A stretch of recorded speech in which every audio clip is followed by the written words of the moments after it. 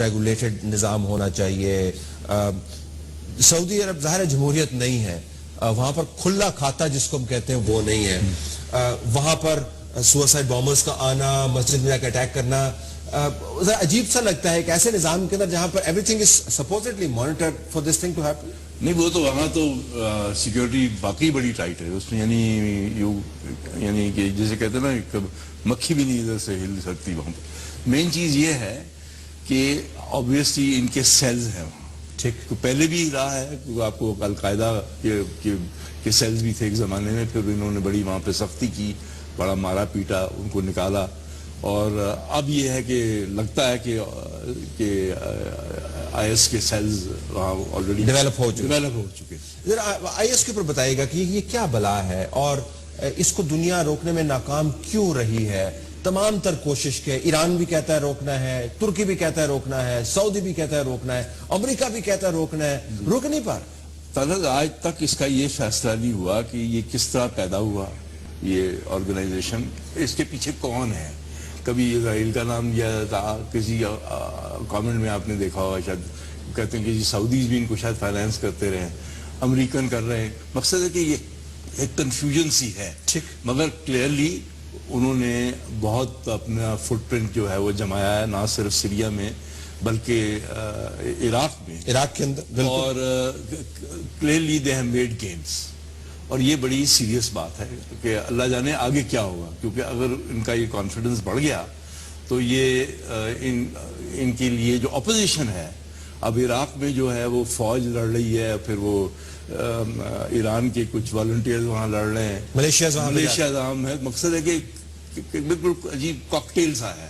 اس cocktail کا ہم جیسے لوگوں کے لیے جنہوں نے مڈل ایسٹ کو ہمیشہ سٹیبل دیکھا ہے, ایک لینڈ آف اپرچونٹی کے انداز سے دیکھا ہے, ایک مذہبی بھی جھکاؤ اس طرف ہے, تہذیبی جھکاؤ بھی اس طرف ہے, ہم جیسے لوگوں کے لیے تو بہت ہی پریشانی کی بات ہے کہ وہ ملک جن کو ہم نے بہت سٹیبل ممالک کے طور پر دیکھا ہے وہ مکمل طور پر تتر بتر ہو گئے. عرب سپرنگ تو بالکل ایک مطلب کہ اس کے بڑے نیگیٹو اثرات ہوئے. ایک تو یہ چیز ہے. دوسری چیز یہ ہے کہ یہ چیز جو ہے یہ وائرس ہے.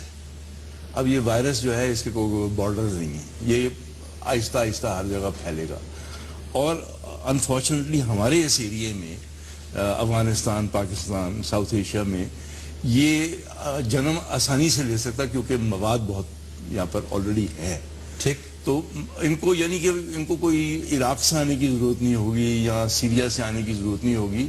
یہ فرینچائزز ہوتی ہیں, جس طرح میکڈونلڈ کی فرینچائز ہے, جس نے لے لی اور وہ اس کا بن گیا, برانڈ نیم ایکوائر کر لیتا. اور میرا یہ خیال ہے کہ ہمیں واقعی پریشان ہونا چاہیے اب, کیونکہ مڈل ایسٹ میں it's not one Pandora box, ٹھیک ہے, سیریز آف پینڈورا باکس, اور کچھ اندازہ نہیں ہے کہ یہ کہاں جا کر معاملہ رکے گا. سو the whole of the Middle East is in turmoil. اور وہ جو اس کا ایفیکٹ ہے وہ اس کا کوئی نہ کوئی ایفیکٹ ہم پہ ضرور ہو, کہ ہمارے لوگ بھی وہاں کام کرتے ہیں, اس کے علاوہ ہمارے تعلقات تقریباً ہر ملک کے ساتھ ہیں. تو یہ ساری چیزیں جو ہیں اس کا اثر ضرور ہوگا. صرف یہ ہے ہمیں جو احتیاط کرنی ہے, ہمیں تیاری کرنی ہے. ٹھیک, ہمیں یہ نہیں کہ جی ایک دم ہمیں اندازہ ہو کہ اچھا جی اب یہ آئی ایس, کیونکہ میں نے تو دیکھا ہمارے منسٹروں کے اسٹیٹمنٹ دیکھے ہیں کہ جی یہاں کوئی نہیں ہے. میرا مطلب ہے کہ انسیڈنٹ ہو جاتا ہے, کبھی وہ را کا نام لیتے ہیں, کبھی کسی اور کا نام لیتے ہیں, کسی نے آئی ایس کا نام لیا. مقصد ہے کہ یہ ہمیں تیاری کرنی ہے اس چیز کے لیے, اور یہ نہیں کہ we should be caught unaware, کیونکہ اب وارننگ ہمیں بہت مل چکی ہے. بالکل, یعنی ہمیں سوچنا چاہیے آج نہیں, میرا مطلب کہ اس اگلے 6-8 مہینے میں ہمیں تیاری کر لینی چاہیے کہ یہ خدا نہ خواستہ یہ ان کا جو وائرس ہے یہ اس علاقے میں پھیل سکتا ہے. اب یہ ہو نہیں سکتا آپ ہمارے ساتھ ہوں کہ وقت کی کمی ہے اور ہم آپ سے ہندوستان کے بارے میں نہ پوچھیں.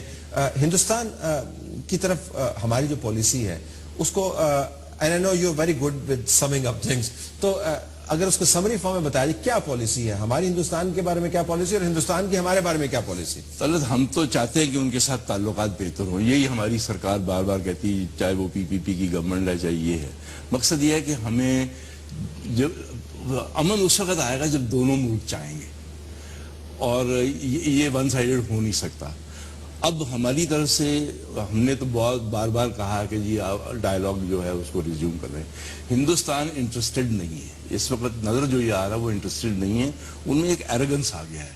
ان کے وزیر اعظم بار بار کہتے ہیں کہ جی میری 56 انچ کی چھاتی ہے اور انڈیا اور پاکستان کو اور چین کو اس چیز کا اس کا خیال ہونا چاہیے کہ ہم ایک اسرٹیو فارن پالیسی جو اس کو فالو کریں گے. اب ان کے ڈیفینس منسٹر نے کوئی اسٹیٹمنٹ دیا ہے کہ terrorism will be matched by بالکل ٹیررزم.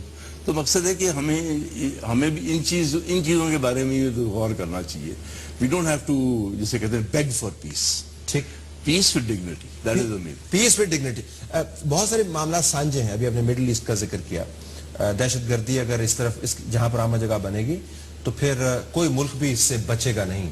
ہندوستان بھی نہیں بچے گا, پاکستان بھی نہیں بچے گا. اور ہم نے دیکھا کہ وہ اسلامک اسٹیٹ جیسے جو گروپس ہیں وہ باؤنڈریز کو تو ریکگنائز کرتے ہیں, ڈیمولش کرتے ہیں. بالکل جی. تو کیا دونوں ممالک میں آپ کے خیال میں ادراک یہ موجود ہے کہ آنے والے دنوں میں بہت سارا کامن گراؤنڈ ہے؟ یہ ادراک انڈیا کے زاویے سے آپ کو نظر آتا ہے؟ ہمارے یہاں پہ تو ہے, we want to work on a common ground. ادھر آپ کو ادراک نظر آتا ہے کہ وہاں پہ بھی دیکھیے کہ وہاں پہ دیر آر 16-17 انسرجنسیز ان انڈیا. اور کشمیر میں بھی اس وقت حالات اچھے نہیں ہیں بلکہ خراب ہو رہے ہیں, دن بدن خراب ہو رہے ہیں. اور ان کی جو یہ پالیسی ہے کہ پنڈتس کو سیٹل کریں, اور خاص کر کے it's like what Israel is doing. ٹھیک. تو مقصد یہ ہے کہ اب وہ اپنا علی گیلانی کو ویزا نہیں دے رہے, اپنا پاسپورٹ نہیں دے رہے کہ وہ سعودی عربیہ چلے جائیں. مقصد ہے کہ حالات جو ہیں مجھے جو نظر آ رہا ہے انڈیا پاکستان کے اس وقت نہیں سدھر سکتے. اور اس کی وجہ یہ ہے کہ وہ اس وقت چاہتے ہی نہیں. وہ سمجھتے ہیں کہ we can do without Pakistan. دوسری چیز یہ ہے ابھی وہ شاید ان کی سارک کی کوئی کانفرنس انہوں نے پوسٹپون کی ہے, انویسٹمنٹ کانفرنس. طرح میرا یہ خیال ہے کہ آئندہ مہینوں میں ہمیں ان چیز کے اوپر بڑا غور کرنا پڑے گا. مجھے تو شک ہے کہ شاید اگلی ہماری سارک سمٹ ہی نہ ہو سکے, کیونکہ وہ یہ کہیں گے کہ جی پاکستان بڑا انسیکیور ہے. ان کو سوٹ کرتا ہے ایسی چیزیں کہنا, جی ہم وہاں جا نہیں سکتے. ہم تو چاہتے ہیں کہ سارک کی سمٹ ہو, مگر ہمیں اس چیز کا ابھی سے خیال ہونا چاہیے کہ یہ چیز ہو سکتی ہے, کیونکہ دیر از اے ہسٹری. پہلے بھی سارک سمٹ چھوٹی چھوٹی چیزوں کے اوپر پوسٹپون ہوئی. ہاں, وہ یہ بھی کہہ سکتے ہیں کرکٹ کی طرح یہ سارک سمٹ بھی دبئی میں کروا لو. ٹورڈز دی اینڈ کرکٹ کے اوپر آئی نو ہم ایک طرف سے تو را کی ہم نے بات کی ہے نا, میں آپ سے بالکل اتفاق کرتا ہوں کہ ہم جب بات کرتے ہیں تو اس کے بعد اس کے شواہد بھی سامنے لانے چاہیے اور ایک سسٹینڈ پالیسی ہونی چاہیے. ایک دن ایک بات کرتے ہیں دوسری دن دوسری, لیکن ایک طرف سے ہم را کر رہے ہیں, دوسری طرف ہم پھر کرکٹ بھی ان کے ساتھ کھیلنا چاہتے ہیں. I know you are also passionate about cricket. ہمیں ہندوستان کے ساتھ کرکٹ کے لیول پہ انگیج کرنا چاہیے اس وقت یا نہیں کرنا چاہیے؟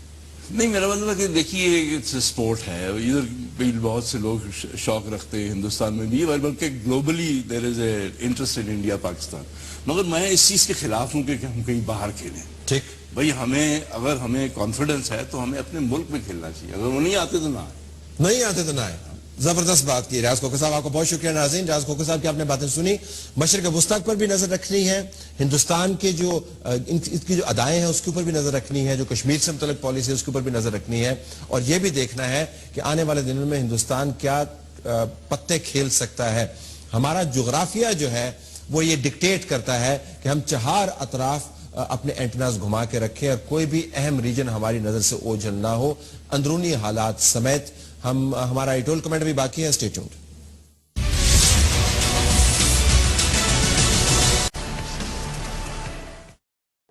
السلام علیکم ناظرین, جنرل امجد شیب کے پروگرام ڈیفنس میٹرز کے ساتھ میں ہوں اشتیاق گندل. ناظرین, افغانستان کے خفیہ ادارے اور ISI کے درمیان ایک MOU سائن ہوا ہے, لیکن اس کے بعد ہم نے دیکھا کہ افغانستان کی طرف سے کچھ مخالفت اور کچھ تحفظات اور خدشات کا بھی اظہار کیا گیا ہے.